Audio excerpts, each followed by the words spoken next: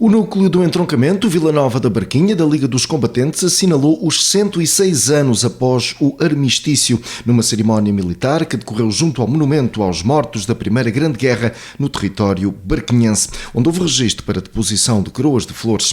A sessão foi presidida pelo general Carlos Hernández Jerónimo e contou com diversas individualidades, desde logo dos dois concelhos em causa, assim como a presença especial de crianças do agrupamento de escolas de Vila Nova da Barquinha. No período de intervenções, registro para as palavras do presidente da direção daquele núcleo, sargento-chefe Luís Moita, que se congratulou com a implementação de um conjunto de medidas, em particular na área da saúde, apelando, por outro lado, à revisão do complemento. Hoje evocamos o cessar-fogo, o armistício e a paz. Trilogia da alegria de quem um dia teve que fazer a guerra. Trilogia que se verificou às 11 horas do dia 11 do mês 11 de 1918. Trilogia que vivemos nós, tivemos que fazer a guerra com a Revolução, o cessar-fogo e a paz, a 25 de abril de 1974. Trilogia que se pode sintetizar numa única palavra, também ela com 3 letras, paz. Palavra simples, mas de significado extremamente complexo e variado em conceitos e vivências. Mas é essa palavra que nos traz hoje aqui, recordando e homenageando aqueles que, tendo tido que fazer a guerra, conseguiram promover a paz. Promover a paz é um dos variados, mas superiores conceitos de conotação positiva, que esta palavra encerra: estado de bem-estar, estabilidade, tranquilidade e segurança, cuja manutenção implica tolerância, justiça, abertura ao diálogo e respeito pelos direitos humanos.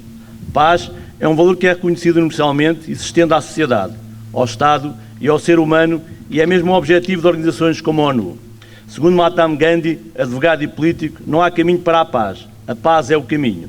Contrariamente ao que afirmava Immanuel Kant, dizendo que o estado natural é a guerra e o risco constante da sua eclosão.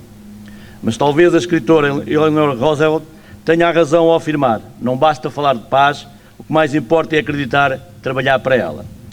E esta nossa cerimónia de conservação e exaltação das memórias individuais e coletivas, na linha do trabalho permanente da Liga dos Combatentes das Forças Armadas e Forças de Segurança, são um dos caminhos para garantir a tranquilidade, o bem-estar, estabilidade e segurança individual e coletiva, dissuadindo os riscos, os desafios e as ameaças.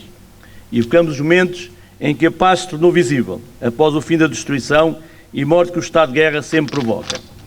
Só em paz se pode ter paz social, e esta, uma vez obtida, não se pode deixar aqui nas ruas. Somos todos responsáveis quando isso acontece. E nós, combatentes, temos a sensação que alguém chama novamente por nós. Essa pátria, esse mesmo alguém que nos levou a pegar em armas, parece querer levar-nos hoje a pegar nas forças morais que nos unem, para nos colocarmos ao seu serviço, por acreditarmos que os valores íntegros da sociedade portuguesa são, sem dramatismo, necessários e suficientes para que Portugal seja cada vez mais Portugal. No ano em que comemoramos Camões, salientemos que ele afinal não morreu com a pátria, como julgava. Essa, com vitórias e derrotas, riscos, desafios e ameaças, continua a serviço de nós e continua bem viva. Os armistícios que hoje evocamos, da Grande Guerra e da Guerra do Ultramar, que garantiram a cessão temporária das hostilidades e a que seguiram longos períodos da paz, garantidos pela harmonia entre Estado e entre os homens e mulheres que dão vida, estão hoje em regiões da Europa e do mundo, em guerra, a serem permanentemente evocados para que cessem as hostilidades. Hostilidades algumas, delas de caráter imperialista, outras de sobrevivência estatal, outras de sobrevivência tribal, que se iniciaram e se mantêm no mais sério e desumano conflito social e político que pode existir entre duas ou mais comunidades humanas, a guerra com tudo o que é destruição humana e de infraestruturas vitais. Mais grave, ainda se essas hostilidades se arrastarem para conflitos à dimensão global, sentimento que a análise de informação diária dos conflitos em curso nos cria de instabilidade, insegurança e dúvida, colocando-nos entre a paz e a guerra e degradando a paz social. Já não se trata de paz pelo terror, mas em muitas áreas do globo, da guerra pela guerra. E as lições da história recente do século XX deveriam ser inspiradoras dos provocadores da paz. Minhas senhoras e meus senhores, tudo isto nos impulsiona para, cumprindo o nosso lema, continuarmos a honrar os mortos, mas não deixando de lutar pela dignidade dos vivos, e vale a pena lutar. No ano em curso, e mais propriamente no semestre em curso, os combatentes e a Liga dos Combatentes viram-se contemplados com decisões superiores que vieram responder positivamente a anos de luta. Refiro-me, em primeiro lugar, à decisão tomada pelo atual Governo, pela proposta do Sr. Ministro da Defesa Nacional, Dr. Nuno de Melo, e expressa no Decreto-Lei de 101/2024, ouvida à Liga dos Combatentes, garantida a gratuitidade de medicamentos aos antigos combatentes pensionistas a partir de 2025 e 2026 e 90% dos medicamentos psicofármacos para todos os antigos combatentes, independentemente da idade. A segunda decisão recente, a que gostaria de dar relevo, diz respeito, igualmente, ao âmbito da saúde e foi tomada por Sua Excelência o General Senfa Nunes da Fonseca, por proposta do diretor do Hospital das Forças Armadas, Comodoro Francisco Amito, com a concordância do Sr. Ministro da Defesa Nacional, que autorizou a realização de um protocolo entre a GAFAR e a Liga dos Combatentes, recentemente assinado, permitindo o acesso de forma condicionada de membros da Liga dos Combatentes ao GAFAR. Duas medidas tomadas no âmbito da saúde pelas quais a Liga dos Combatentes ambicionava e vê finalmente realizadas, quando o homem quer, a obra nasce. Por isso, acreditamos que outra vertente que preocupa os combatentes e situa no âmbito do apoio social encontrará os apoios necessários do Governo para garantir a revisão do complemento e suplemento especial de pensão, por forma a dignificar o Estado que confere e o combatente que recebe. Trata-se, afinal, de revisão positiva do direito que a lei confere, desde 2002, revisto negativamente em 2009 e mantido-se a alteração com a publicação do Estatuto em 2020. Minhas senhoras e meus senhores, agradeço a presença de todos, de todas e de todos, nomeadamente a todos que ajudaram a organizar esta cerimónia.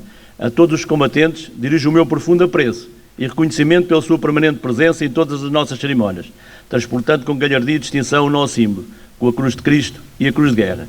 Viva os combatentes por Portugal, viva Portugal! Fernando Freire, presidente da Câmara de Vila Nova da Barquinha, aproveitou a presença de crianças do agrupamento de escolas para explicar o que esta data assinala. O autarca recordou ainda António Gonçalves Curado, primeiro militar português morto em combate, precisamente a 4 de abril de 1917. Vila Nova da Barquinha não pode esquecer os seus heróis, acrescentou.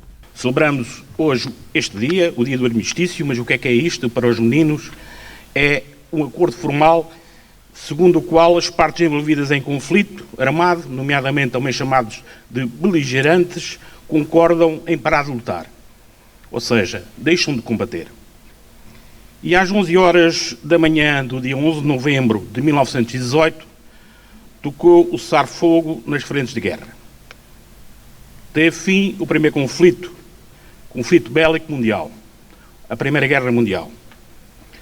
Recordamos esse momento, porque é tempo de recordar e de criar memórias. É tempo de honrar os mortos e os tropeados, e os deficientes, os gaseados. O primeiro combatente a morrer na Primeira Guerra, em França, em 4 de abril de 1917, encontra-se aqui sepultado. Honra a António Gonçalves Curado. Foi o primeiro militar morto em combate. António Gonçalves Curado era o soldado número 234 da 4ª Companhia. Era filho de José Gomes Curado e de Maria Clara, natural da Barquinha. Embarcou para a França no dia 22 de fevereiro de 1917 e faleceu na primeira linha em 4 de abril de 1917. Passado 3 meses de estar em guerra, veio a falecer. Por ferimentos recebidos em combate, ficando sepultado na altura no cemitério de Lavantier. Posteriormente, em 1937, veio a ser trasladado para o monumento que se encontra junto a nós. Diz-se que o comandante de um qualquer batalhão de infantaria da França mandou chamar o corneteiro da sua unidade e ordenou-lhe que, exatamente às 11 horas da manhã, executasse o toque de cessar-fogo, pondo fim ao morticínio, à mortandade que durava desde o verão de 1914. O pobre corneteiro, hirto, frente ao superior hierárquico, respondeu que não podia cumprir a ordem. Qual o motivo? Quis saber o comandante do batalhão. A resposta foi clara e dolorosa. Já esqueci esse toque, meu comandante. O olhar perdeu-se para o além do oficial superior, e as lágrimas rolaram-lhe pela face, porque também já tinha esquecido que chorava. Às 11 horas da manhã de 1918, todas as armas se calaram. a morte tinha ceifado mais de 6 milhões de vidas. Anos mais tarde, viria a falência económica, a falência financeira, a fome. E depois seguiu-se o horror das ditaduras, que depois deu também sequência à Segunda Guerra Mundial. A Braquinha não pode nem deve esquecer os seus heróis. Aos jovens, bem-vindos, é uma alegria contar com vocês. Aqui presentes, devemos lembrar os horrores da guerra e quanto é importante, cada vez mais, a defesa da paz. Por isso, na sexta-feira, vamos todos fazer uma marcha pela paz. Com o agrupamento de escolas, vamos construir uma montanha de pedras brancas, de crença, de fé nestes valores e princípios. Pequenas pedras brancas que simbolizam a vontade de todos em construir e não destruir. Vivemos num tempo geopolítico conturbado. Vivemos sob a ameaça da guerra. Todos vimos televisão, vimos nomeadamente o Médio Oriente, vimos a Ucrânia, vimos ameaças nomeadamente do Norte da Coreia, em Taiwan, da China, ou seja, de facto vivemos tempos geopolíticos complicados. Devemos lembrar quão são relevantes os princípios e os valores nacionais, o amor à pátria, a importância dos símbolos nacionais, o hino, a bandeira, bem como a defesa intransigente dos valores morais e históricos de Portugal. Esta homenagem aos combatentes relembra o que passou, mas, sobretudo, devemos estar alerta e olhar para o futuro. O nome de António Gonçalves Curado, que aqui está, não invoca só a saudade, nem a perda. Recorda-nos que todas as vezes, todas as complexidades deste mundo e da vida, nunca, perante estes desafios, nunca, mas nunca devemos renunciar à bandeira nem a Portugal. Viva Portugal!